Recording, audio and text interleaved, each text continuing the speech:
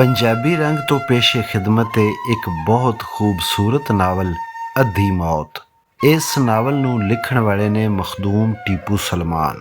मखदूम टीपू सलमान होरां ने इस नावल राहीं कुछ सवालों के जवाब ढूंढण की कोशिश की है, जिवें कि इंसान कित्थों आया है, कित्थे जाएगा, गुनाह के सवाब के हुंदा है ते कामयाबी ते नाकामी किस बला दा नां है। ते नाले इस नावल राहीं ये गल समझाउण दी कोशिश की है भई जेड़े दिमागां विच सवाल पैदा नहीं हुंदे उन्हां दी जिंदगी अद्धी मौत ही हुंदी है, जिहड़ी अखीर पूरी मौत च ढल जांदी है।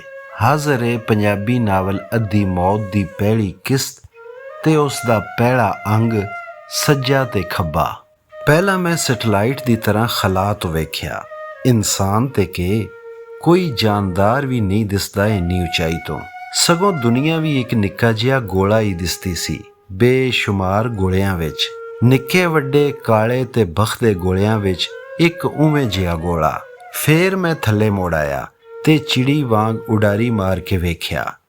लाहौर दे जोहर टाउन दी एक गली सी, दोवें पासे 10-10 मरलियां दे 2 मंजिला मकान सन। 3-4 घरां दे बाहर एक रुख भी सी। एक घर दे लान, ड्राइववे ते गेट दे बाहर कुर्सियां लगियां सन। स्टील दे फ्रेमां उत्ते लाल रैक्सीन मुंडियां कुर्सियां। गली विच 12-14 गड्डियां ते कुछ मोटरसाइकिलां खलोतियां सन। घर विच 20-25 बंदे भी सन, कुछ खलोते सन ते बाकी लाल कुर्सियां उत्ते बैठे सन। फिर मैं पोर्च दी छत नाल पुट्ठी टंगी किरली वांग वेख्या।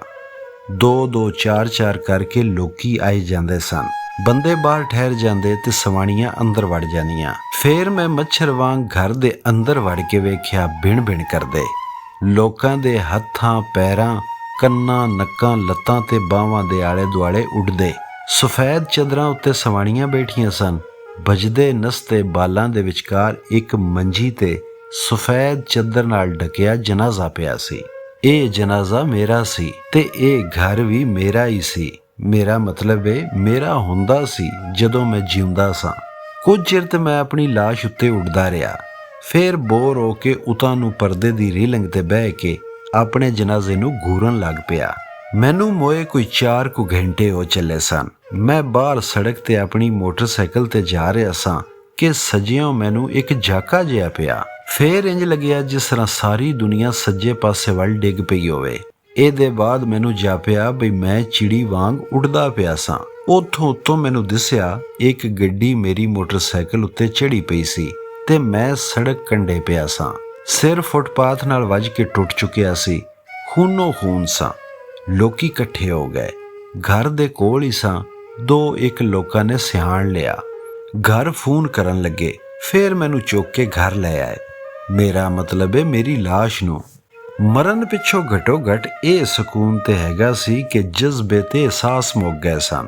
ਨਾ ਮੈਨੂੰ ਕਾਰ ਵਾਲੇ ਤੇ ਕੌੜ ਚੜੀ ਤੇ ਨਾ ਹੀ ਆਪਣੀ ਲਾਸ਼ ਵੇਖ ਕੇ ਦੁੱਖ ਹੋਇਆ। ਹੋਰ ਤੇ ਹੋਰ ਘਰ ਅੱਪੜ ਕੇ ਆਪਣੀ ਵਹੁਟੀ ਤੇ ਬੱਚਿਆਂ ਨੂੰ ਰੋਂਦੇ ਕੁਰਲਾਉਂਦੇ ਵੇਖ ਕੇ ਵੀ ਰੋਣਾ ਕੋਈ ਨਾ ਆਇਆ। ਮੈਂ ਬਸ ਇੰਝ ਹੀ ਆਪਣੀ ਲਾਸ਼ ਉੱਤੇ ਮੰਡਲਾਂਦਾ ਘਰ ਅੱਪੜ ਗਿਆ। ਜਿਸ ਤਰ੍ਹਾਂ ਉਹ 2-3 ਮੱਖੀਆਂ ਜਿਹੜੀਆਂ ਮੇਰੀ ਲਾਸ਼ ਉੱਤੇ ਬਿਣਬਿਣਾਉਂਦੀਆਂ ਪਈਆਂ ਸਨ। ਅੱਧੀ ਸਦੀ ਦਾ ਮੇਰਾ ਜੀਵਨ ਹੁਣ ਜਿਸ ਤਰ੍ਹਾਂ ਇਕੱਠਾ ਹੀ ਮੇਰੇ ਸਾਹਮਣੇ ਸੀ। ਨਾ ਕੁਝ ਲੁਕਿਆ ਛੁਪਿਆ ਸੀ ਤੇ ਨਾ ਹੀ ਕੁਝ ਅੱਧਾ ਅਧੂਰਾ। ਇੰਝ ਹੀ ਮੈਂ ਕਦੀ ਸੈਟੇਲਾਈਟ ਬਣਿਆ ਫਿਰਦਾ ਸਾਂ ਤੇ ਕਦੀ ਚਿੜੀ, ਕਿਰਲੀ ਜਾਂ ਮੱਛਰ। ਵੇਲੇ ਵਿੱਚ ਜਿੱਥੇ ਵੀ ਪਿੱਛੇ ਜਾਣਾ ਚਾਹਾਂ ਜਾ ਸਕਦਾ ਸਾਂ। ਚਾਹਾਂ ਤੇ ਵੇਲਾ ਡੱਕ ਵੀ ਸਕਦਾ ਸਾਂ। ਇੱਕ ਉਡਾਰੀ ਮੈਂ ਵੇਲੇ ਦੇ ਖੂਹ ਵਿੱਚ ਮਾਰ ਆਇਆ ਸਾਂ। ਉੱਡਦੀ ਲਾਲੀ ਵਾਂਗ ਨਜ਼ਰ ਮਾਰੀ ਆਪਣੀ ਜਿੰਦੜੀ ਤੇ। ਇੱਕ ਕਲਰਕ ਦੇ ਘਰ ਜੰਮਿਆ, ਸਰਕਾਰੀ ਸਕੂਲਾਂ ਵਿੱਚ ਪੜ੍ਹਿਆ। ਜਦੋਂ ਮੈਟ੍ਰਿਕ ਵਿੱਚ ਮੇਰੀ ਫਸਟ ਡਿਵੀਜ਼ਨ ਆਈ ਤੇ ਪਿਓ ਨੇ ਦੇਗ ਦਿੱਤੀ। ਫਿਰ ਜਦੋਂ ਮੈਂ MA ਹਿਸਟਰੀ ਪਾਸ ਕੀਤਾ ਤੇ ਦੇਗਾਂ। ਕੀ ਫਾਇਦਾ ਸੀ ਇੰਨਾ ਖੁਸ਼ ਹੋਣ ਦਾ? ਗਾਈਡਾਂ ਦੇ ਰੱਟੇ ਮਾਰ ਕੇ ਹੀ ਪਾਸ ਹੋਇਆ ਸਾਂ। ਕਿਹੜਾ ਇਲਮ ਦੇ ਸਮੁੰਦਰ ਦੀ ਡੀਕ ਲਾ ਲਈ ਸੀ। ਉਂਝ ਜੇ ਮੈਂ MA ਵਿੱਚ ਫੇਲ ਵੀ ਹੋ ਜਾਂਦਾ ਤੇ ਕੀ ਫਰਕ ਪੈ ਜਾਣਾ ਸੀ। ਨਾ ਤੇ ਮੈਂ ਪਾਸ ਹੋ ਕੇ ਸੂਸ਼ੀ ਮੱਛੀਆਂ ਖਾਣ ਲੱਗ ਪਿਆ ਸਾਂ ਤੇ ਨਾ ਹੀ ਗਰਮੀਆਂ ਦੀਆਂ ਛੁੱਟੀਆਂ ਅਮਰੀਕਾ ਲਗਾਉਣ ਲੱਗਾ ਸਾਂ। ਉਹੀ ਮੂੰਗ ਮਸੂਰ ਦੀ ਦਾਲ ਨਾਲ ਡਾਲਡੇ ਦੇ ਪਰੌਂਠੇ ਖਾਂਦਾ ਸਾਂ ਤੇ ਸਕੂਲੋਂ ਛੁੱਟੀ ਨਹੀਂ ਸੀ ਲੈਂਦਾ ਕਿ ਮੇਰਾ ਤਬਾਦਲਾ ਕਿਤੇ ਦੂਰ ਨਾ ਕਰ ਦੇਵਣ। ਫੇਲ ਵੀ ਹੋ ਜਾਂਦਾ ਤੇ ਇਹੋ ਕੁਝ ਹੋਣਾ ਸੀ। ਜ਼ਿਆਦਾ ਤੋਂ ਜ਼ਿਆਦਾ ਕੀ ਹੁੰਦਾ, ਇਨਕਰੀਮੈਂਟ ਕੁਝ ਘੱਟ ਲੱਗਦੀ ਜਾਂ ਸ਼ਰੀਕਾ ਜ਼ਰਾ ਕੋ ਘੱਟ ਸੜਦਾ, ਮਰਨਾ ਤੇ ਮੈਂ ਫੇਰ ਵੀ ਇੱਥੇ ਹੀ ਸੀ, ਮੋਟਰਸਾਈਕਲ ਤੋਂ ਡਿੱਗ ਕੇ। ਹਾਂ, ਫਰਕ ਪੈਂਦਾ ਜੇ ਮੇਰੇ ਪਿਓ ਦਾਦੇ ਸੁਰਖਾ ਇਨਕਲਾਬ ਲੈ ਆਏ ਹੁੰਦੇ। ਉਸ ਵੇਲੇ ਡੰਡਿਆਂ, ਜੇਲਾਂ ਤੇ ਫਾਕਿਆਂ ਤੋਂ ਡਰ ਕੇ ਬੱਕਰੀ ਨਾ ਹੋ ਗਏ ਹੁੰਦੇ, ਫੇਰ ਫਰਕ ਪੈ ਸਕਦਾ ਸੀ। ਜੇ ਮੈਂ ਸੂਸ਼ੀ ਮੱਛੀਆਂ ਨਾ ਵੀ ਖਾ ਸਕਦਾ ਤੇ ਫੇਰ ਹੋਰ ਵੀ ਕੋਈ ਨਾ ਖਾਂਦਾ ਹੁੰਦਾ, ਤੇ ਜੇ ਮੇਰੇ ਕੋਲ ਗੱਡੀ ਨਾ ਵੀ ਹੁੰਦੀ ਤੇ ਕਿਸੇ ਹੋਰ ਕੋਲ ਵੀ ਨਾ ਹੁੰਦੀ, ਕਿ ਜਿੰਦੜੀ ਸੀ ਮੇਰੀ। ਇਸ ਤੋਂ ਵਧੀਆ ਤੇ ਜੰਗਲੀ ਜਾਨਵਰਾਂ ਦੀ ਜਿੰਦੜੀ ਹੁੰਦੀ ਏ। ਇਸ ਵੇਲੇ ਮੈਨੂੰ ਆਪਣੀ ਤੇ ਕੋਲੂ ਦੇ ਬੈਲ ਦੀ ਜਿੰਦੜੀ ਵਿੱਚ ਇੱਕੋ ਫਰਕ ਪਿਆ ਦਿਸਦਾ ਸੀ। ਉਹਦਾ ਕੋਲੂ ਹੋਰ ਸੀ ਤੇ ਮੇਰਾ ਹੋਰ, ਬਸ। ਨਹੀਂ, ਇੱਕ ਹੋਰ ਫਰਕ ਵੀ ਸੀ। ਉਹਦੀਆਂ ਅੱਖਾਂ ਉੱਤੇ ਉਹਦੇ ਸਾਈਆਂ ਨੇ ਖੋਪੇ ਚਾੜੇ ਹੁੰਦੇ ਨੇ ਤੇ ਮੇਰੀਆਂ ਅੱਖਾਂ ਉੱਤੇ ਸਾਰੀ ਉਮਰੇ ਸਮਾਜ ਨੇ ਖੋਪੇ ਚਾੜੀ ਰੱਖੇ। ਇੰਜ ਹੀ ਵਾਹ ਵਿੱਚ ਤੈਰਦਾ ਤੈਰਦਾ ਮੈਂ ਬਾਹਰ ਪੋਰਚ ਵਿੱਚ ਆ ਗਿਆ ਤੇ ਮੈਨੂੰ ਇੱਕ ਕਰਾਰੀ ਆਵਾਜ਼ ਆਈ, ਤੂੰ ਇੱਥੇ ਕੀ ਪਿਆ ਕਰਨਾ ਹੈ? ਇਹ ਆਵਾਜ਼ ਮੇਰੇ ਵਾਸਤੇ ਹੀ ਸੀ, ਕਿਉਂ ਜੇ ਇਹ ਖਣਕਦੀ ਆਵਾਜ਼ ਸੀ। ਲੋਕਾਂ ਦੀਆਂ ਆਵਾਜ਼ਾਂ ਇਸ ਤਰ੍ਹਾਂ ਸਨ ਜਿਸ ਤਰ੍ਹਾਂ ਖੂਹ ਵਿੱਚੋਂ ਪਈਆਂ ਆਉਂਦੀਆਂ ਹੋਣ। ਉਸੇ ਵੇਲੇ ਮੇਰਾ ਧਿਆਨ ਪਿਆ ਕਿ ਹਰ ਬੰਦੇ ਦੇ ਮੋਢਿਆਂ ਤੇ ਦੋ ਦੋ ਬੰਦੇ ਬੈਠੇ ਹੋਏ ਸਨ, ਇੱਕ ਸੱਜੇ ਤੇ ਇੱਕ ਖੱਬੇ, ਨਿੱਕੇ ਨਿੱਕੇ ਪਰ ਮੁਕੰਮਲ ਤੇ ਸੋਹਣੇ, ਚਾਨਣ ਦੇ ਹਿਉਲੇ ਜਿਹੇ। ਮੈਂ ਆਪਣੇ ਮੋਢਿਆਂ ਤੇ ਧਿਆਨ ਮਾਰਿਆ, ਉੱਥੇ ਕੋਈ ਵੀ ਨਹੀਂ ਸੀ। ਮੈਂ ਵੇਖਿਆ ਇੱਕ 24-25 ਵਰ੍ਹਿਆਂ ਦੇ ਮੁੰਡੇ ਦੇ ਸੱਜੇ ਮੋਢੇ ਵਾਲਾ ਬੰਦਾ ਮੇਰੇ ਨਾਲ ਮੁਖਾਤਬ ਸੀ। ਮੈਂ ਮਰ ਚੁੱਕਿਆ, ਅੰਦਰ ਮੇਰਾ ਜਨਾਜ਼ਾ ਧਰਿਆ ਏ। ਮੈਨੂੰ ਹੋਰ ਕੁਝ ਨਾ ਸੁਝਿਆ। ਹਾਂ, ਪਰ ਤੂੰ ਉੱਤੇ ਕਿਉਂ ਨਹੀਂ ਗਿਆ? ਸੱਜੇ ਮੋਢੇ ਵਾਲੇ ਨੇ ਆਖਿਆ। ਮੈਨੂੰ ਨਹੀਂ ਪਤਾ, ਮੈਂ ਪਹਿਲੀ ਵਾਰ ਮੋਇਆ। ਮੇਰੇ ਮੂੰਹੋਂ ਬੇਖਤਿਆਰ ਨਿਕਲਿਆ ਤੇ ਨਾਲ ਹੀ ਮੈਨੂੰ ਆਪਣੀ ਇਸ ਗੱਲ ਤੇ ਹਾਸਾ ਵੀ ਆ ਗਿਆ। ਮੇਰਾ ਮਤਲਬ ਏ ਮੈਂ ਤੇ ਨਵਾਂ। ਮੈਂ ਕਿਹਾ, ਅੱਛਾ, ਫਿਰ ਸੈਰ ਸੂਰ ਕਰ। ਕਦੀ ਕਿਦਾਰ ਤਕਨੀਕੀ ਮਸਲਿਆਂ ਬਾਹਰੋਂ ਦੇਰ ਸਵੇਰ ਹੋ ਜਾਂਦੀ ਏ। ਇਹ ਲੋਕ ਤੈਨੂੰ ਨਹੀਂ ਵੇਖ ਸਕਦੇ, ਬਸ ਅਸੀਂ ਸੱਜਾ ਤੇ ਖੱਬਾ ਹੀ ਤੈਨੂੰ ਵੇਖ ਸਕਦੇ ਹਾਂ। ਸੱਜੇ ਨੇ ਇਹ ਕਹਿ ਕੇ ਆਪਣਾ ਸੱਜਾ ਹੱਥ ਅੱਗੇ ਵਧਾਇਆ। ਮੈਂ ਉਹਦੇ ਨਾਲ ਸਲਾਮ ਲਿਆ ਤੇ ਫਿਰ ਉਸੇ ਮੁੰਡੇ ਦੇ ਖੱਬੇ ਨਾਲ ਵੀ। ਕਿੰਨੀ ਦੇਰ ਲੱਗਦੀ ਹੁੰਦੀ ਏ ਉੱਥੇ ਜਾਣ ਵਿੱਚ? ਮੈਂ ਸੱਜੇ ਨੂੰ ਪੁੱਛਿਆ। ਕੋਈ ਪਤਾ ਨਹੀਂ, ਕੁਝ ਸਕਿੰਟਾਂ, ਕੁਝ ਸਦੀਆਂ। ਸੱਜਾ ਇੱਧਰ ਉੱਧਰ ਵੇਖਦਿਆਂ ਲਾਤਲਕੀ ਨਾਲ ਬੋਲਿਆ। ਮੁੰਡਾ ਅੱਗੇ ਵੱਧ ਗਿਆ ਤੇ ਮੈਂ ਵੀ ਨਾਲ ਨਾਲ ਹੀ ਤੈਰਦਾ ਗਿਆ। ਤੁਸੀਂ ਕੌਣ ਹੋ? ਮੈਂ ਸੱਜੇ ਕੋਲੋਂ ਪੁੱਛਿਆ। ਪਤਾ ਨਹੀਂ, ਉਹਨੇ ਕਿਹਾ ਤੇ ਫੇਰ ਨਿੱਕਾ ਜਿਹਾ ਇੱਕ ਰਜਿਸਟਰ ਕੱਢ ਕੇ ਉਹਦੇ ਵਿੱਚ ਕੁਝ ਲਿਖਣ ਲੱਗ ਪਿਆ। ਇਸ ਮੁੰਡੇ ਦੇ ਨਾਲ ਹੀ ਰਹਿੰਦੇ ਜੇ? ਮੇਰੇ ਕੋਲ ਵੀ ਕਰਨ ਨੂੰ ਕੁਝ ਨਹੀਂ ਸੀ। ਹਾਂ, ਬੰਦੇ ਦੇ ਨਾਲ ਹੀ ਅਸੀਂ ਵੀ ਜੰਮ ਪੈਂਦੇ ਹਾਂ ਤੇ ਉਹਦੇ ਨਾਲ ਹੀ ਉੱਤੇ ਟੁਰ ਜਾਂਦੇ ਹਾਂ, ਉਹਨੇ ਲਿਖਦੇ ਲਿਖਦੇ ਕਿਹਾ। ਉੱਤੇ ਕੀ? ਮੈਂ ਪੁੱਛਿਆ। ਸਾਨੂੰ ਨਹੀਂ ਪਤਾ, ਉੱਤੇ ਜਾਵਾਂਗੇ ਤੇ ਪਤਾ ਲੱਗੇਗਾ। ਅਸੀਂ ਬਸ ਆਪਣਾ ਕੰਮ ਕਰਨੇ ਆ। ਉਹਨੇ ਰਜਿਸਟਰ ਬੰਦ ਕਰਕੇ ਵਾਪਸ ਰੱਖ ਲਿਆ। ਪਤਾ ਨਹੀਂ ਲੱਗਾ ਕਿੱਥੋਂ ਕੱਢਿਆ ਸੀ ਤੇ ਕਿੱਥੇ ਜਾ ਰੱਖਿਆ। ਮੁੰਡਾ ਗੇਟੋਂ ਬਾਹਰ ਜਾ ਖਲੋਤਾ ਤੇ ਸਿਗਰਟ ਲਾ ਲਿਆ। ਇਹ ਫੇਰ ਸ਼ੁਰੂ ਹੋ ਗਿਆ ਏ ਕਹਿ ਕੇ ਖੱਬਾ ਆਪਣਾ ਰਜਿਸਟਰ ਕੱਢ ਕੇ ਕੁਝ ਲਿਖਣ ਲੱਗ ਪਿਆ। ਮੈਂ ਵੇਖਿਆ ਨੀਲੀ ਗੱਡੀ ਵਿੱਚੋਂ ਇੱਕ ਕੁੜੀ ਪਈ ਲਾਂਦੀ ਸੀ। ਹੌਲੇ ਰੰਗ ਦੇ ਪੀਲੇ ਲੀੜੇ ਪਾਏ ਸਨ ਤੇ ਸਫੈਦ ਚੱਦਰ ਲਿੱਤੀ ਹੋਈ ਸੀ। ਮੁੰਡਾ ਉਹਨੂੰ ਪਿਆ ਘੂਰਦਾ ਸੀ। ਮੈਂ ਸੀਨ ਨੂੰ ਰਿਵਾਈਂਡ ਕਰਕੇ ਵੇਖਿਆ।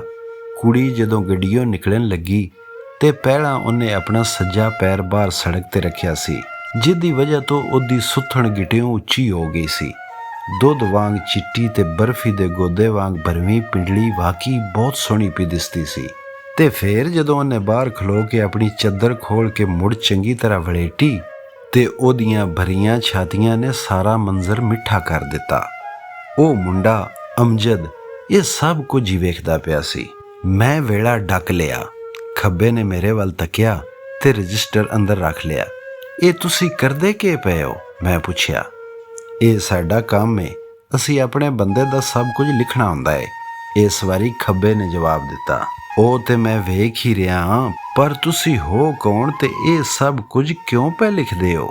ਅੱਜੂ ਜੀ, ਫੇਰ ਖੱਬਾ ਹੀ ਬੋਲਿਆ ਤੇ ਉਹਦੇ ਮੂੰਹੋਂ ਆਪਣਾ ਨਾਂ ਸੁਣ ਕੇ ਮੈਨੂੰ ਅਜੀਬ ਜਿਹਾ ਲੱਗਾ। ਜਿੰਨਾ ਕੋ ਤੁਹਾਨੂੰ ਮਰ ਕੇ ਪਤਾ ਲੱਗ ਗਿਆ ਏ, ਸਾਨੂੰ ਵੀ ਓਨਾ ਹੀ ਪਤਾ ਏ।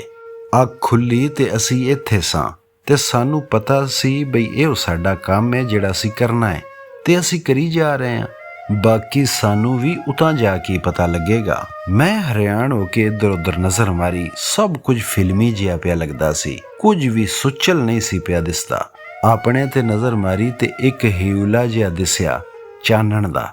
ਮਰ ਕੇ ਸੁਆਹ ਪਤਾ ਲੱਗਿਆ ਹੈ। ਮੈਂ ਸੋਚਿਆ ਮੌਲਵੀ ਸਾਹਿਬ ਤੇ ਕਹਿੰਦੇ ਸਨ ਮਰ ਕੇ ਸਭ ਕੁਝ ਪਤਾ ਲੱਗ ਜਾਵੇਗਾ, ਅਸਲ ਹਕੀਕਤ ਬੰਦੇ ਦੇ ਸਾਹਮਣੇ ਚੜ੍ਹੇ ਸੂਰਜ ਵਾਂਗ ਲਿਸ਼ਕੇਗੀ। ਪਰ ਇੱਥੇ ਤੇ ਹੋਰ ਹਨੇਰੇ ਪੈ ਗਏ ਸਨ। ਨਾ ਆਪਣਾ ਕੁਝ ਪਤਾ ਲੱਗ ਰਿਹਾ ਸੀ, ਨਾ ਦੁਨੀਆ ਦਾ ਤੇ ਨਾ ਹੀ ਉੱਤੇ ਦਾ। ਮੈਂ ਅਸਮਾਨ ਵੱਲ ਨਜ਼ਰ ਮਾਰੀ ਪਰ ਉਹ ਮੇਰੇ ਵੱਸੋਂ ਸ਼ਾਇਦ ਬਾਹਰ ਸੀ। ਚਾਰ ਚੁਫੇਰੇ ਬਸ ਸ਼ਾਹ ਕਾਲਾ ਖਲਾ। ਨਾ ਅਸਮਾਨ ਦਿਸਦਾ ਸੀ, ਨਾ ਜੰਨਤ ਦੋਜ਼ਖ। ਇਹ ਆਲਮ ਬਰਜ਼ਖ ਹੋਵੇਗਾ, ਮੈਂ ਸੋਚਿਆ। ਪਰ ਮੌਲਵੀ ਸਾਹਿਬ ਤੇ ਕੁਝ ਹੋਰ ਹੀ ਨਕਸ਼ਾ ਖਿੱਚਦੇ ਹੁੰਦੇ ਸਨ, ਮੈਂ ਸੋਚਿਆ। ਫਿਰ ਮੈਨੂੰ ਖਿਆਲ ਆਇਆ ਉਹਨਾਂ ਕਿਹੜਾ ਮਰ ਕੇ ਵੇਖਿਆ ਸੀ। ਉਹਨਾਂ ਨੇ ਵੀ ਤੇ ਸੁਣ ਸੁਣਾ ਕੇ ਆਪਣੇ ਦਿਮਾਗ ਵਿੱਚ ਫਿਲਮ ਬਣਾ ਲਈ ਸੀ। ਮੈਂ ਤੇ ਅਜੀਬ ਸ਼ੈ ਹੀ ਬਣ ਗਿਆ, ਮੈਂ ਸੋਚਿਆ। ਨਾ ਮਰਿਆਂ ਵਿੱਚ ਨਾ ਜਿਉਂਦਿਆਂ ਵਿੱਚ। ਅੱਧਾ ਮਰ ਗਿਆ ਕਿਉਂ ਜੇ ਹੁਣ ਮੈਂ ਮਰ ਨਹੀਂ ਸਕਦਾ, ਤੇ ਅੱਧਾ ਜਿਉਂਦਾ ਕਿਉਂ ਜੇ ਅਜੇ ਵੀ ਨਹੀਂ ਦੱਸ ਸਕਦਾ ਕਿ ਮੌਲਵੀ ਸਾਹਿਬ ਠੀਕ ਕਹਿੰਦੇ ਸਨ ਜਾਂ ਗਲਤ। ਹਾਸਾ ਆ ਗਿਆ ਮੈਨੂੰ। ਚਲੋ ਛੱਡੋ, ਮੈਂ ਮਿੱਟੀ ਪਾਈ। ਉੱਤੇ ਜਾਵਾਂਗੇ ਤੇ ਸਭ ਪਤਾ ਲੱਗ ਜਾਵੇਗਾ। ਪਰ ਇਹ ਤੁਹਾਡਾ ਕੰਮ ਹੈ ਕਿ? ਮੈਂ ਖੱਬੇ ਨੂੰ ਪੁੱਛਿਆ। ਅਸੀਂ ਆਪਣੇ ਬੰਦੇ ਦੇ ਚੰਗੇ ਮੰਦੇ ਕੰਮ ਲਿਖਣੇ ਹੁੰਦੇ ਹਨ ਤਾਂ ਜੇ ਮਰਨ ਬਾਅਦ ਉਹਦਾ ਹਿਸਾਬ ਕਿਤਾਬ ਹੋ ਸਕੇ, ਖੱਬੇ ਨੇ ਜਵਾਬ ਦਿੱਤਾ। ਮੈਂ ਸੋਚਿਆ ਕਿ ਮੌਲਵੀ ਸਾਹਿਬ ਫਿਰ ਇੰਨੇ ਵੀ ਬੇਖਬਰ ਨਹੀਂ ਸਨ। ਉਹ ਕਹਿੰਦੇ ਹੁੰਦੇ ਸਨ ਕਿ ਰੱਬ ਤੁਹਾਡੀ ਹਰ ਗੱਲ ਤੇ ਹਰ ਹਰਕਤ ਉੱਤੇ ਅੱਖ ਰੱਖੀ ਬੈਠਿਆ ਹੈ। ਕਹਿੰਦੇ ਹੁੰਦੇ ਸਨ ਕਿ ਤੁਸੀਂ ਬੰਦਿਆਂ ਨੂੰ ਧੋਖਾ ਦੇ ਸਕਦੇ ਹੋ, ਰੱਬ ਨੂੰ ਨਹੀਂ। ਕਦੀ ਕਦੀ ਤੇ ਮੈਨੂੰ ਲੱਗਦਾ ਹੁੰਦਾ ਸੀ ਕਿ ਮੌਲਵੀ ਸਾਹਿਬ ਜ਼ਿਆਦਾ ਪੜ੍ਹੇ ਲਿਖੇ ਨਹੀਂ। ਉਹਨਾਂ ਨੂੰ ਨਾ ਤਾਰੀਖ ਦਾ ਪਤਾ ਹੈ, ਨਾ ਫਲਸਫੇ ਦਾ, ਨਾ ਉਹਨਾਂ ਅਦਬ ਪੜ੍ਹਿਆ ਹੈ, ਨਾ ਨਫਸੀਆਤ। ਉਹ ਇਸ਼ਤਿਹਾਰਿਆਂ ਨੂੰ ਮਾਦੀਅਤ ਨਾਲ ਗੁੱਡ-ਮੁੱਡ ਕਰਕੇ ਫਲਸਫੇ ਦੀ ਦਿਓ ਮਾਲਾਈ ਦਾਸਤਾਨ ਬਣਾ ਲੈਂਦੇ ਨੇ ਤੇ ਫਿਰ ਉਸ ਉੱਤੇ ਈਮਾਨ ਲੈ ਆਉਂਦੇ ਨੇ। ਮੈਨੂੰ ਇੰਜ ਵੀ ਜਾਪਦਾ ਹੁੰਦਾ ਸੀ ਕਿ ਸਿਆਣੇ ਜ਼ਮੀਰ ਨੂੰ ਹੀ ਰੱਬ ਆਖਦੇ ਨੇ। ਇਸ ਲਈ ਕਹਿੰਦੇ ਸਨ ਕਿ ਰੱਬ ਬੰਦੇ ਦੀ ਸ਼ਹਿ ਰਗ ਤੋਂ ਵੀ ਨੇੜੇ ਹੁੰਦਾ ਹੈ ਤੇ ਰੱਬ ਉੱਤੇ ਈਮਾਨ ਲਿਆਉਣ ਦਾ ਮਤਲਬ ਸੀ ਜ਼ਮੀਰ ਨੂੰ ਜਿਉਂਦਾ ਕਰਨਾ, ਤਾਂ ਜੇ ਹਰ ਵੇਲੇ ਜ਼ਮੀਰ ਬੰਦੇ ਨੂੰ ਕਚੋਕੇ ਲਾਂਦਾ ਰਵੇ। ਇਹ ਰੱਬ ਦਾ ਹਿਸਾਬ ਸੀ ਕਿ ਭੈੜਾ ਕੰਮ ਕਰਕੇ ਬੰਦੇ ਨੂੰ ਸਕੂਨ ਨਾ ਲੱਭੇ। ਮੈਨੂੰ ਕਦੀ ਕਦੀ ਈਮਾਨ ਇਹੋ ਜਾਪਦਾ ਸੀ। ਮੌਤ ਵੀ ਮੈਨੂੰ ਇੱਕ ਨਾ ਮੁੱਕਣ ਵਾਲੀ ਨੀਂਦਰ ਹੀ ਜਾਪਦੀ ਹੁੰਦੀ ਸੀ, ਬਿਨਾਂ ਸੁਫਨੇ ਦੀ। ਜਿਸ ਤਰ੍ਹਾਂ ਜੰਮਣ ਤੋਂ ਪਹਿਲਾਂ ਹਨੇਰਾ ਖਲਾ ਸੀ, ਉਸੇ ਤਰ੍ਹਾਂ ਮਰਨ ਪਿੱਛੋਂ ਵੀ ਇਹ ਹੋਣਾ ਸੀ, ਹਨੇਰਾ ਖਲਾ। ਪਰ ਇਹ ਕਦੀ ਕਿਦਾਰ ਹੀ ਲੱਗਦਾ ਹੁੰਦਾ ਸੀ ਤੇ ਜਦੋਂ ਵੀ ਇਹੋ ਜਿਹੇ ਕਾਫਿਰਾਨਾ ਖਿਆਲ ਆਂਦੇ ਮੈਂ ਫੌਰਨ ਤੌਬਾ ਕਰ ਲੈਂਦਾ ਹੁੰਦਾ ਸਾਂ।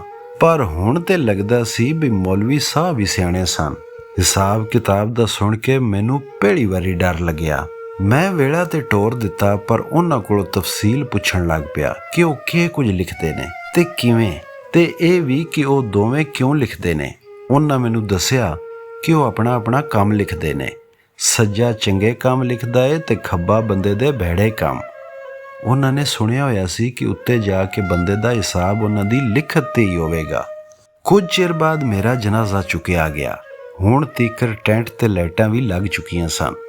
ਅੰਦਰ ਬਾਹਰ ਚਾਦਰਾਂ ਤੇ ਖੇਸ ਵਿਛੇ ਹੋਏ ਸਨ। ਦੇਗਾਂ ਦੇ ਆਰਡਰ ਦਿੱਤੇ ਜਾ ਚੁੱਕੇ ਸਨ।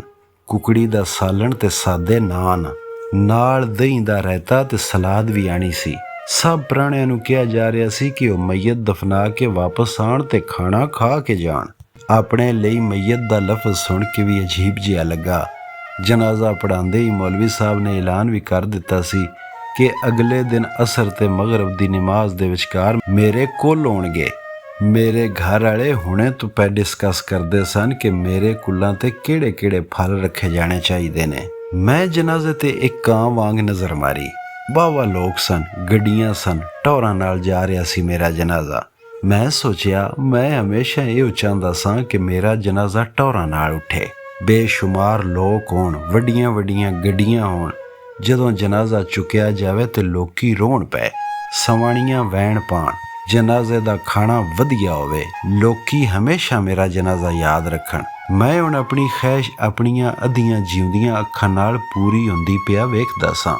ਫਜ਼ੂਲ ਜਿਹਾ ਹੀ ਲੱਗ ਰਿਹਾ ਸੀ। ਜ਼ਿਆਦਾਤਰ ਲੋਕ ਤੇ ਬਸ ਹਾਜ਼ਰੀ ਲਵਾਉਣ ਆਏ ਸਨ, ਕਿਉਂ ਜੇ ਉਹਨਾਂ ਨੂੰ ਪਤਾ ਸੀ ਜੇ ਉਹ ਨਾ ਆਏ ਤੇ ਕੱਲ੍ਹ ਨੂੰ ਜੋ ਵੀ ਆਇਆ ਹੋਇਆ ਏ ਉਹਨੇ ਮਿਲਦੇ ਹੀ ਪੁੱਛਣਾ ਏ, ਤੂੰ ਅੱਜੂ ਦੇ ਜਨਾਜ਼ੇ ਤੇ ਨਹੀਂ ਆਇਆ ਸੈਂ? ਤੇ ਫੇਰ ਜਿਹਨੇ ਉਸ ਗੈਰ ਹਾਜ਼ਰ ਦੀਆਂ ਚੁਗਲੀਆਂ ਕਰਨੀਆਂ ਹੋਣਗੀਆਂ ਉਹ ਦੂਜੇ ਦੇ ਕੰਨ ਵਿੱਚ ਕਾਂ ਕਰੂਲੀ ਕਰੇਗਾ। ਇਹ ਤੇ ਬੰਦਾ ਹੀ ਵੱਡਾ ਖੁਦਗਰਜ਼ ਏ। ਵੇਖੋ, ਜਦੋਂ ਤੀਕਰ ਅੱਜੂ ਜਿਉਂਦਾ ਸੀ ਉਹਦੇ ਅੱਗੇ ਪਿੱਛੇ ਫਿਰਦਾ ਸੀ, ਮੇਰਾ ਬਿਰਾ ਕਰਦੇ ਦੀ ਜਿਬ ਨਹੀਂ ਸੀ ਥੱਕਦੀ। ਪਰ ਵੇਖ ਲਓ, ਉੱਥੇ ਅੱਜੂ ਦੀਆਂ ਅੱਖਾਂ ਬੰਦ ਹੋਈਆਂ ਤੇ ਇੱਥੇ ਨੇ ਅੱਖਾਂ ਫੇਰਨ ਵਿੱਚ ਮਿੰਟ ਨਹੀਂ ਸੁਲਾਇਆ। ਜਨਾਜ਼ੇ ਤੀਕਰ ਤੇ ਨਹੀਂ ਗਿਆ। ਤੌਬਾ ਤੌਬਾ। ਇਹਨਾਂ ਚੁਗਲੀਆਂ ਤੇ ਕਾਂ ਕਰੂਲੀਆਂ ਤੋਂ ਬਚਣ ਲਈ ਬਹੁਤ ਸਾਰੇ ਲੋਕੀ ਮਜਬੂਰਨ ਹਾਜ਼ਰੀ ਲਵਾਉਣ ਹੀ ਆਏ ਹੋਏ ਸਨ। ਹੁਣ ਜਨਾਜ਼ੇ ਦਾ ਰਸ਼ ਵੇਖ ਕੇ ਮੈਂ ਪਿਆ ਸੋਚਦਾ ਸਾਂ ਕਿ ਇਹਨਾਂ ਲੋਕਾਂ ਦਾ ਮੇਰੇ ਜਨਾਜ਼ੇ ਤੇ ਆਉਣ ਦਾ ਕੀ ਫਾਇਦਾ ਹੈ। ਚੰਗਾ ਨਹੀਂ ਸੀ ਜੇ ਇਹ ਨਾ ਹੀ ਆਉਂਦੇ। ਹੋਰ ਕੁਝ ਨਹੀਂ ਤੇ ਮੇਰੇ ਘਰ ਵਾਲਿਆਂ ਦਾ ਖਰਚਾ ਹੀ ਘੱਟ ਹੋ ਜਾਂਦਾ। ਉਂਝ ਵੀ ਜਿੰਨੇ ਜਿਉਂਦੇ ਨੂੰ ਨਾ ਪੁੱਛਿਆ ਉਹਦੇ ਜਨਾਜ਼ੇ ਤੇ ਆਉਣ ਦਾ ਕੀ ਫਾਇਦਾ। ਪੁੱਛਦੇ ਤੇ ਖੈਰ ਸਾਰੇ ਹੀ ਸਨ। ਕੁਝ ਇਹੋ ਜਿਹੀਆਂ ਗੱਲਾਂ ਪੁੱਛਦੇ ਸਨ ਜਿਨ੍ਹਾਂ ਕੋਲੋਂ ਉਹਨਾਂ ਨੂੰ ਪਤਾ ਸੀ ਕਿ ਮੈਂ ਚਿੜਦਾ ਸਾਂ, ਤੇ ਕੁਝ ਇਸ ਲਈ ਪੁੱਛਦੇ ਸਨ ਕਿ ਕੱਲ੍ਹ ਨੂੰ ਲੋਕਾਂ ਵਿੱਚ ਬਹਿ ਕੇ ਕਹਿ ਸਕਣ ਕਿ ਬਈ ਮੈਂ ਤੇ ਹਮੇਸ਼ਾ ਅੱਜੂ ਨੂੰ ਪੁੱਛਣਾ ਗੁੱਛਣਾ। ਬੇਸ਼ੱਕ ਤੁਸੀਂ ਪੁੱਛ ਲਓ ਉਹਦੇ ਕੋਲੋਂ। ਹੋਰ ਲੋਕੀ ਵੀ ਸਨ ਜਨਾਜ਼ੇ ਵਿੱਚ ਜਿਹੜੇ ਅਸਲੋਂ ਮੇਰੇ ਮਰਨ ਤੇ ਦੁਖੀ ਸਨ। ਇਹਨਾਂ ਵਿੱਚ ਰਿਸ਼ਤੇਦਾਰ ਵੀ ਸਨ ਤੇ ਮਿਲਣ ਵਾਲੇ ਵੀ। ਇਹੋ ਲੋਕੀ ਸਨ ਜਿਹੜੇ ਮੇਰੀ ਵਹੁਟੀ ਦਾ ਕੁਝ ਹੱਥ ਵਟਾ ਦੇਣਗੇ ਸ਼ੈਵਾਂ ਸਿੱਧੀਆਂ ਕਰਨ ਵਿੱਚ, ਜਿਹੜੀਆਂ ਹੁਣ ਮੇਰੇ ਮਰਨ ਬਾਰੋਂ ਸਾਰੀਆਂ ਪੁੱਠੀਆਂ ਸਿੱਧੀਆਂ ਹੋ ਜਾਣਗੀਆਂ। ਹੱਥ ਵੀ ਕਿੰਨਾ ਕੁ ਵਟਾ ਲੈਣਗੇ। ਕੋਈ ਕਿਸੇ ਨੂੰ ਰੋਟੀ ਤੇ ਨਹੀਂ ਦੇ ਸਕਦਾ ਨਾ। ਸ਼ੁਰੂ ਵਿੱਚ ਜਿਹੜੀਆਂ ਹਿੱਚਾਂ ਪੈ ਜਾਂਦੀਆਂ ਨੇ ਉਹਨਾਂ ਵਿੱਚ ਕੁਝ ਮਦਦ ਇਮਦਾਦ ਕਰ ਦੇਣਗੇ। ਨਿੱਕੀ ਮੋਟੀ ਜਿਹੜੀ ਜਾਇਦਾਦ ਮੇਰੇ ਨਾਂ ਤੇ ਉਹਨੂੰ ਵਹੁਟੀ ਤੇ ਬੱਚਿਆਂ ਦੇ ਨਾਂ ਕਰਾਉਣਾ ਤੇ ਬੈਂਕ ਅਕਾਊਂਟਾਂ ਵਿੱਚੋਂ ਪੈਸੇ ਕਢਵਾਣੇ, ਅਦਾਲਤਾਂ ਦੇ ਚੱਕਰ, ਮੇਰੀ ਪੈਨਸ਼ਨ ਵਗੈਰਾ ਦੀਆਂ ਫਾਈਲਾਂ ਬਣਵਾਉਣੀਆਂ, ਦਫ਼ਤਰਾਂ ਦੇ ਚੱਕਰ। ਲਾਹੌਰ ਵਿੱਚ ਜੀਣਾ ਮਰਨਾ ਦੋਵੇਂ ਹੀ ਔਖੇ ਹੋਏ ਪਏ ਸਨ। ਕਬਰ ਦੀ ਥਾਂ ਵਾਹ ਔਖੀ ਲੱਭੀ ਸੀ ਇੱਕ ਦੂਰ ਦੇ ਕਬਰਿਸਤਾਨ ਵਿੱਚ। ਇਸ ਲਈ ਗਲੀ ਦੇ ਨੁੱਕੜ ਤੇ ਐਂਬੂਲੈਂਸ ਖੜੀ ਸੀ। ਜਨਾਜ਼ੇ ਨੇ ਗੱਡੀ ਤੇ ਜਾਣਾ ਸੀ। ਹੁਣ ਇੰਨੀ ਦੂਰ ਤੀਕਰ ਕੌਣ ਮੇਰੀ ਲਾਸ਼ ਮੋਢਿਆਂ ਤੇ ਚੁੱਕ ਕੇ ਫਿਰਦਾ। ਮੈਨੂੰ ਮੋਏ ਅਜੇ 12 ਘੰਟੇ ਵੀ ਨਹੀਂ ਸਨ ਹੋਏ ਤੇ ਘਰ ਵਾਲਿਆਂ ਨੇ ਮੈਨੂੰ ਘਰੋਂ ਕੱਢ ਛੱਡਿਆ ਸੀ। ਰੋਂਦੇ ਸਨ, ਕੁਰਲਾਉਂਦੇ ਸਨ, ਪਰ ਮੈਨੂੰ 2 ਦਿਨ ਆਪਣੇ ਕੋਲ ਰੱਖਣ ਲਈ ਤਿਆਰ ਨਹੀਂ ਸਨ। ਖਬਰੇ ਉਹਨਾਂ ਨੂੰ ਪਤਾ ਲੱਗ ਗਿਆ ਸੀ ਕਿ ਮੈਂ ਹੁਣ ਉਸ ਹੱਡੀ ਗੋਸ਼ਤ ਦੇ ਬੂਰੇ ਵਿੱਚ ਨਹੀਂ ਸਾਂ। ਪਰ ਨਹੀਂ, ਉਹਨਾਂ ਨੂੰ ਇਹ ਕਿਸ ਤਰ੍ਹਾਂ ਪਤਾ ਲੱਗਣਾ ਸੀ। ਮੈਂ ਉਹਨਾਂ ਨੂੰ ਚੰਗੀ ਤਰ੍ਹਾਂ ਜਾਣਦਾ। ਜਿਸ ਤਰ੍ਹਾਂ ਉਹ ਅਖਾਣ ਬਣਿਆ ਹੈ ਕਿ ਇੱਕ ਮੁੰਡਾ ਆਪਣੇ ਨਾਨਕੇ ਹੋ ਕੇ ਆਇਆ ਤੇ ਬੇਬੇ ਸਾਹਮਣੇ ਲੱਗਾ ਉਹਨਾਂ ਦੀਆਂ ਤਾਰੀਫਾਂ ਕਰਨ। ਕੁਝ ਚਿਰ ਤੇ ਮਾਂ ਸੁਣਦੀ ਰਹੀ, ਫੇਰ ਆ ਕੇ ਬੋਲੀ, ਰਹਿਣ ਦੇ ਪੁੱਤਰ, ਮੈਂ ਉਹਨਾਂ ਨੂੰ ਜਾਣਦੀ ਹਾਂ, ਮੇਰੇ ਹੀ ਪੇਕੇ ਨੇ। ਉਹ ਤੇ ਮੈਨੂੰ ਇਸ ਲਈ ਕੱਢਣ ਦੀ ਪੈ ਕਰਦੇ ਸਨ ਕਿ ਮੈਂ ਗਲ ਸੜ ਜਾਵਾਂਗਾ। ਇਸ ਤੋਂ ਪਹਿਲਾਂ ਕਿ ਮੈਂ ਬੋ ਮਾਰ ਜਾਵਾਂ ਉਹ ਮੈਨੂੰ ਮਿੱਟੀ ਵਿੱਚ ਦੱਬ ਦੇਣਾ ਚਾਹੁੰਦੇ ਸਨ। ਹੋਰ ਕਰਦੇ ਵੀ ਕਿ ਇਨਸਾਨੀ ਅਕਲ ਤੇ ਜਜ਼ਬੇ ਜੀਵਨ ਦੇ ਦੌਰਾਨ ਹੀ ਚੱਲਦੇ ਨੇ, ਨਾ ਜੰਮਣ ਤੋਂ ਪਹਿਲਾਂ ਨਾ ਮਰਨ ਦੇ ਬਾਅਦ। ਜੀਵਨ ਦੇ ਅੱਗੇ ਪਿੱਛੇ ਕੁਦਰਤ ਦੇ ਅਸੂਲ ਚੱਲਦੇ ਨੇ ਤੇ ਕੁਦਰਤ ਬੇਨਿਆਜ਼ ਏ। ਕਬਰਿਸਤਾਨ ਅਪੜੇ ਤੇ ਮੈਂ ਫੇਰ ਇੱਲ ਵਾਂਗ ਉਡਾਰੀ ਮਾਰ ਕੇ ਵੇਖਿਆ। ਆਪਣੀ ਕਬਰ ਆਪਣੀ ਅੱਖੀ ਵੇਖਣ ਦੀ ਖਬਰੇ ਕੀ ਖਾਹਿਸ਼ ਸੀ, ਜਾਂ ਫੇਰ ਜੁਸਤਜੂ ਕਿ ਵੇਖਾਂ ਮੈਨੂੰ ਕਿੱਥੇ ਪੈ ਦਬਦੇ ਨੇ ਮੇਰੇ ਚਾਹਣ ਵਾਲੇ। ਖਬਰ ਤਾਂ ਤਿਆਰ ਸੀ ਪਰ ਕਬਰਿਸਤਾਨ ਜੰਗਲ ਹੀ ਸੀ। ਕੋਈ ਗੱਲ ਨਹੀਂ, DHA ਦੇ ਫੌਜੀ ਕਿਸਮ ਦੇ ਕਬਰਿਸਤਾਨ ਛੱਡ ਕੇ ਲਾਹੌਰ ਦੇ ਸਾਰੇ ਕਬਰਿਸਤਾਨ ਇਹੋ ਜਿਹੇ ਹੀ ਸਨ। ਉੱਚੇ ਨੀਵੇਂ, ਕੱਚੇ ਪੱਕੇ, ਹਰ ਪਾਸੇ ਬੂਟੀਆਂ ਤੇ ਜੰਗਲੀ ਘਾਹ। ਕਬਰ ਵੇਖੀ, ਡੂੰਗੀ ਤੇ ਹਨੇਰੀ ਲੱਗੀ।